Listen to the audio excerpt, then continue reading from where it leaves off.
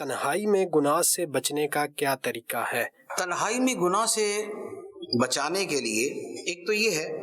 کہ اپنی تنہائی بھی ویسی رکھے کہ جس میں کچھ نہ کچھ دوسرا اس پہ مطلع رہے۔ ہوتا یہ ہے کہ انسان تنہائی میں گناہ تب کرتا ہے جب اسے یہ پتا ہوتا ہے کہ انسان کم از کم اسے کوئی نہیں دیکھ رہا، ورنہ خدا تو دیکھ ہی رہا ہوتا ہے، فرشتے بھی اس کے ساتھ ہوتے ہیں۔ اب یہ ہوتا ہے کہ خدا کا ڈر ایسا دل میں ہوتا نہیں ہے اور فرشتوں کی ایسی شرم و حیا دل میں نہیں ہوتی، تو لہذا بندہ گناہ کرتا ہے۔ تو اب اس کا ایک طریقہ تو یہی ہے کہ آدمی ایسی تنہائی سے ہی بچے کہ جس کے اندر گناہ میں پڑتا ہے۔ لہذا اگر زیادہ سے زیادہ وہ ایسی جگہ رہے گا کہ جہاں اس کو کوئی دیکھنے والا ہے تو پھر وہ ان چیزوں سے بچے گا۔ اس کی سمپل مثال سمجھ لیں، ایک آدمی موبائل کے اندر غلط چیز دیکھتا ہے، وہ غلط تبھی دیکھتا ہے جب اس کو کوئی نہیں دیکھ رہا ہوتا، اور اگر وہ کسی دو چار مہذب اور معزز آدمیوں کے ساتھ بیٹھا ہو یا ماں باپ کے ساتھ بیٹھا ہو تو پھر نہیں دیکھے گا۔ تو اس کا مطلب یہ ہوا کہ اگر وہ اپنی وہ چیز دوسروں کے لیے ذرا اوپن رکھے گا تو خود ہی گناہ سے بچ جائے گا۔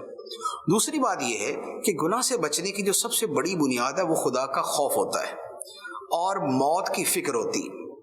بندہ موت کو یاد کرے تو اس کے بعد اس کے لیے گناہوں سے بچنا آسان ہو جاتا ہے۔ تو اس کے لیے ایک آسان طریقہ یہ بھی ہے کہ مثال کے طور پہ موبائل ہے یا اس طرح کی جو ڈیوائسز ہوتی ہیں تو اس کے اوپر جو اوپن کا ہے نا وہ اس کا موت کا وہ ٹائٹل لگا لے اس کے اوپر۔ اسی طرح جو اس کا پاسورڈ ہے نا وہ بھی موت کے ساتھ والا کر دے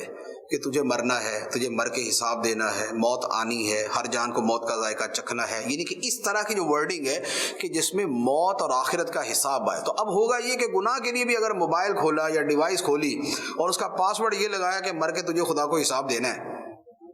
تو اب لازمی بات ہے کہ بندہ مسلمان ہے تو یہ چیز اس پہ اثر کرتی ہے، یہ اس کو فائدہ دیتی ہے۔